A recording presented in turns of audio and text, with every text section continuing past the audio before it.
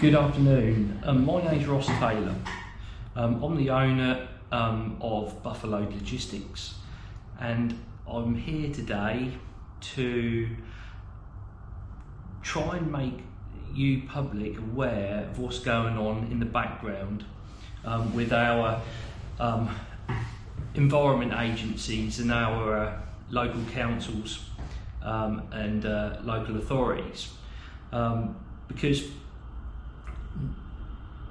we experienced a catastrophic disaster on the 23rd and the 24th of December, where we basically got flooded at our site here at Ellington.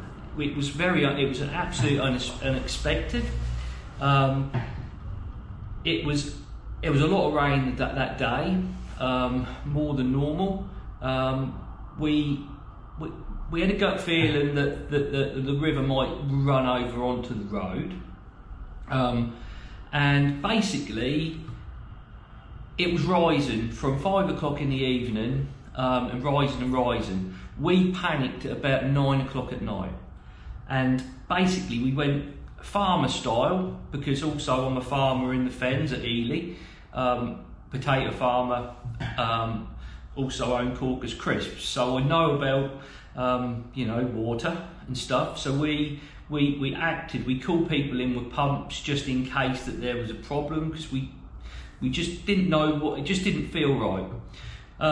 Anyway, the water rose and rose and rose. By about midnight, I mean it was 1.5 meters deep in places in our site, probably a metre and a half deep.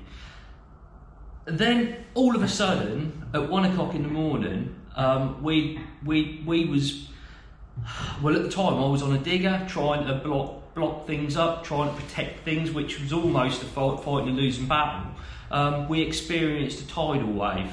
It was, I think a tsunami would be an exaggeration, but it was probably a metre high tidal wave, where it took people off their feet.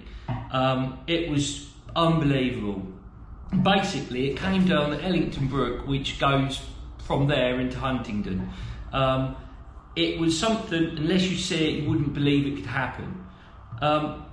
It literally destroyed our operation. It actually stopped us. We actually had to stop and give up, and I'll never give up in my life, ever. So we literally had to make emergency plans. We had to shut the operation. We'd got everything damaged, so we had to stop. We then decided, it was Christmas Eve, we set up quickly and moved everyone to one of our other depots, which, you know, we're very lucky to have been in a position to be able to do that. So my staff worked tirelessly over Christmas to try and, you know, make it all keep going, because we supply every supermarket in the UK almost, and we're a major part of the food supply chain, delivering fresh food to supermarkets. So if our operation doesn't work, there'd be thousands and thousands of products not on the shelves the next day. So we couldn't have that. So we literally pulled all the stocks out, shut our depot, and we made it happen. We did some amazing work. Our team did some amazing work. Once the dust settled, and then we realised the next day, and then over the Christmas period, actually this failure of the river authorities or environment agency was absolutely catastrophic.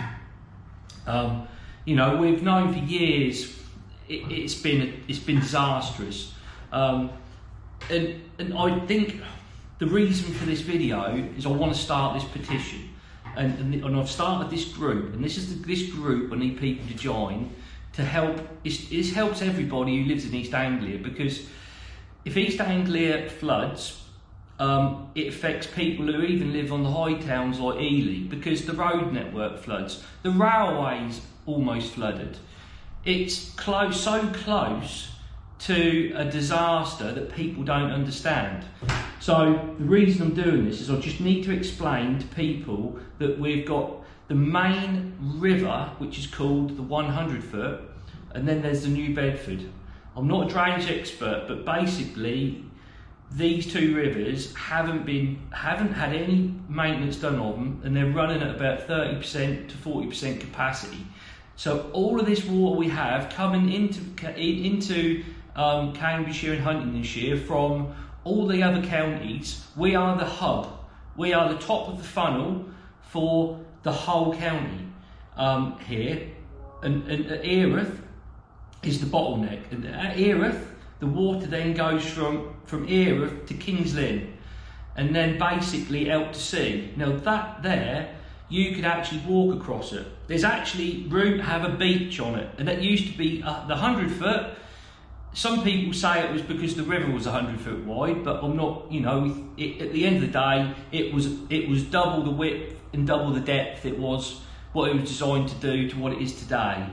Now that is putting the people's lives at risks and people's houses at risks, and people's property prices at risks, and, you know, seeing some of the stories that I've actually seen in the last few days where poor elderly people have been nearly washed out of the house in Huntingdonshire, and they've lost all their possessions. They haven't got the money for insurance.